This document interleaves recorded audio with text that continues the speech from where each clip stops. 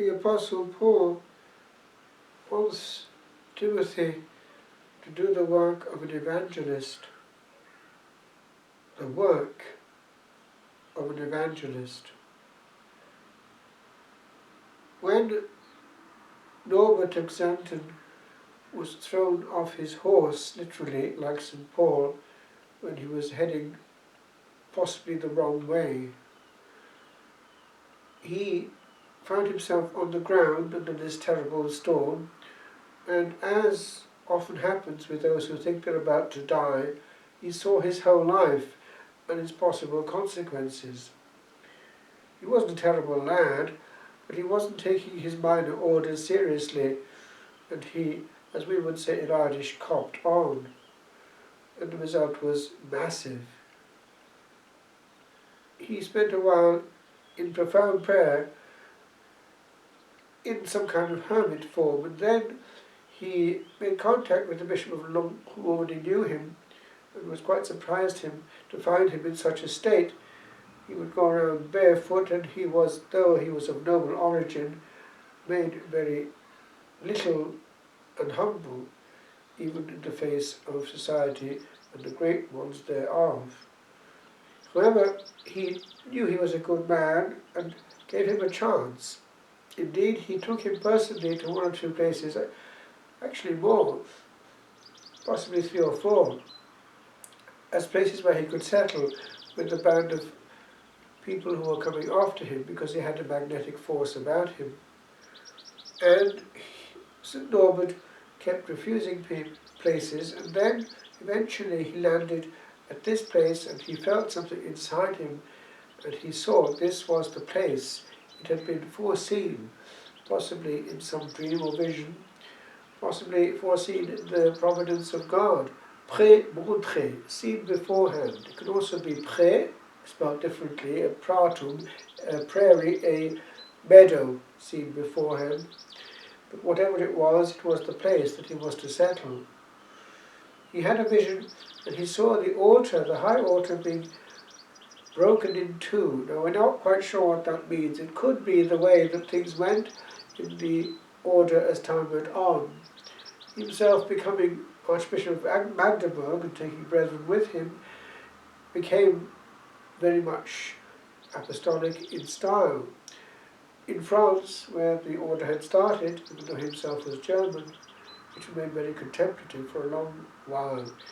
When I was ordained in St. Antimo, it was a very monastic house. But it had this other dynamic which was important, and that's what I wanted to mention. Work of an evangelist.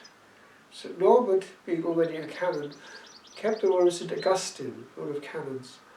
Although he knew St. Bernard, he didn't take the rule of St. Benedict, which Bernard did, but he did take the usages. He himself had a spirit and a charism, and it was for his first real successor as abbot. He wasn't himself abbot, became archbishop, but it was the first real abbot of Prémontré. It was Blessed Hugo Foss. He actually did codify St. Norbert's spirit. But they had this notion that they had to be contemplative and monastic in the house. And hence it was more or less the Cistercian uses that were taken on board, including actually the white habit, the undyed wool. And so the white became characteristic. And it was all part also of Gregorian reform. Benedict XVII, he was reforming the clergy, and there was a great thrust of reform also in the monastic movement. And he was greatly praised by Pope Innocent II for his work. Now the work, therefore, whereas the work of the Cistercians was manual, and they spoke very little, the work of the Premonstratensians could, under obedience, be precisely the work of an evangelist, preaching. Verbo et exemplo, by word and deed they preached.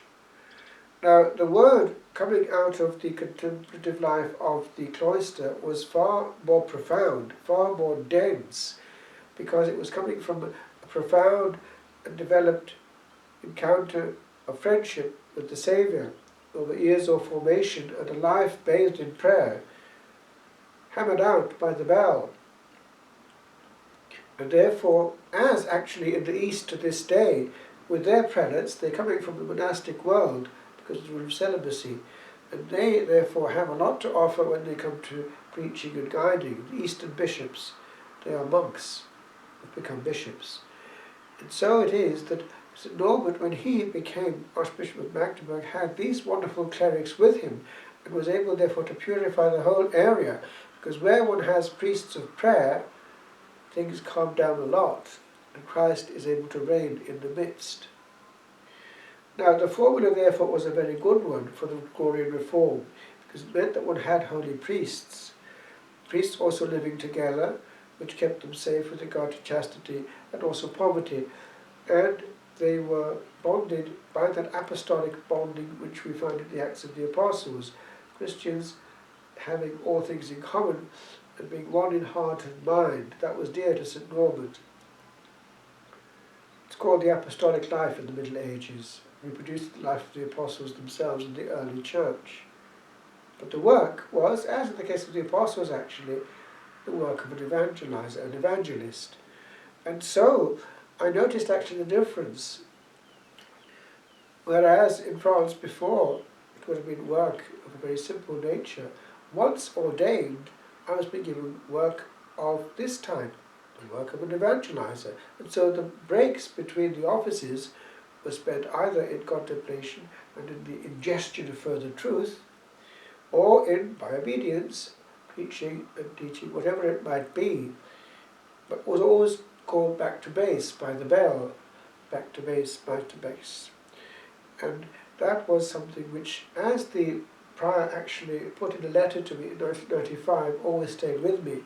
This coming back to base, this solemn liturgy, all through one's life, being called back to that a lot, gave the soul, and he put it this way, a great serenity, une grande sérénité. And that phrase stayed in my mind because long moments of adoration in the liturgical form, being with the angels praising God gratuitously with beautiful chant and incense every day, not once but twice quite often, because Vespers has it too quite often, one was bathed in an atmosphere of divine liturgy, which then spontaneously went into much charity, because one loved souls with the love of Christ that one had just met.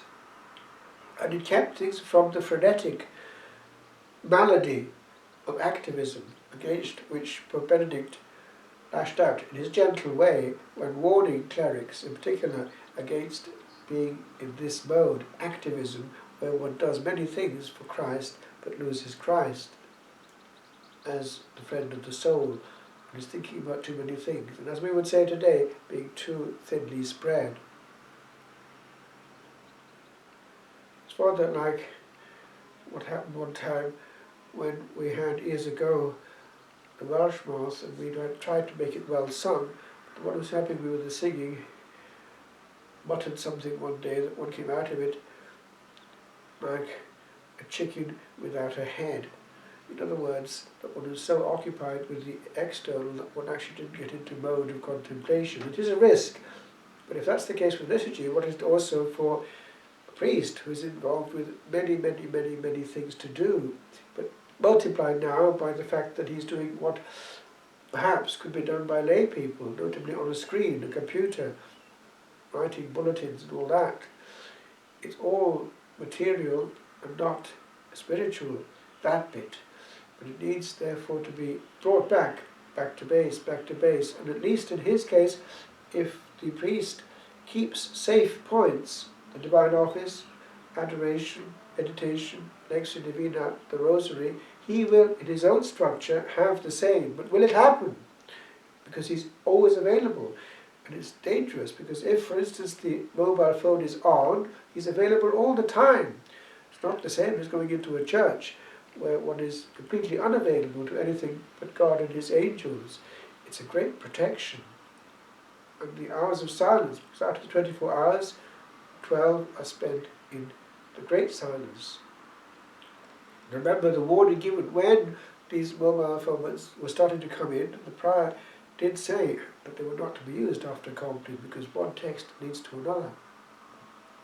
ground silence is something total. And it's gratuitous, and it means that half one's waking hours, or rather not half one's hours on earth, are completely isolated in a virtual solitude. By the way, when one chips away at that, for instance, going to bed later and getting up later, that all goes all through the window. The devil knows it full well. To remember having material to study and then pass on eventually in lectures for those in formation, how the spirit actually of the order was very good as long as it maintained that beauty of balance, because the formation given meant that one was par excellence prepared for any good work, with a supernatural vision and a way of doing things which was similar to that of Jesus. And the abbot of Avonmore put it this way, that the life reproduced, in that case, the Christus totus, the whole Christ, who tried to be whatever Christ was at any point in time. Christ in the desert, on the mountain, in prayer, and Christ preaching whenever called upon to do so. I conclude actually, as I did my thesis in Rome. There is room here for investigation. Would this be a formula for our time in one specific way? If priests were to have the protection of living together and having a bishop as their abbot, having the consolation and beauty of well-executed prayer, some, if possible, it can well be, in English, or Latin, or both, with the Eucharist solemnly celebrated, with the protection of good fraternal charity, and the witness of this for the people, they might well be protected and also be far more efficacious. A priest isolated is more at risk, and also can be eaten alive. A structure protects. It is something worth looking at, and the spirit is ever old and ever new. And priests who are joyful are magnets. Priests who are so thinly spread that they become tired and visibly exhausted are in danger. The Lord is still calling priests, but we're not hearing. If we could provide opportunities and situations in which they could flourish, we would perhaps have great surprises in the Church of tomorrow. The gift of St. Norbert would come again. But will we listen to what the Spirit is saying to the churches?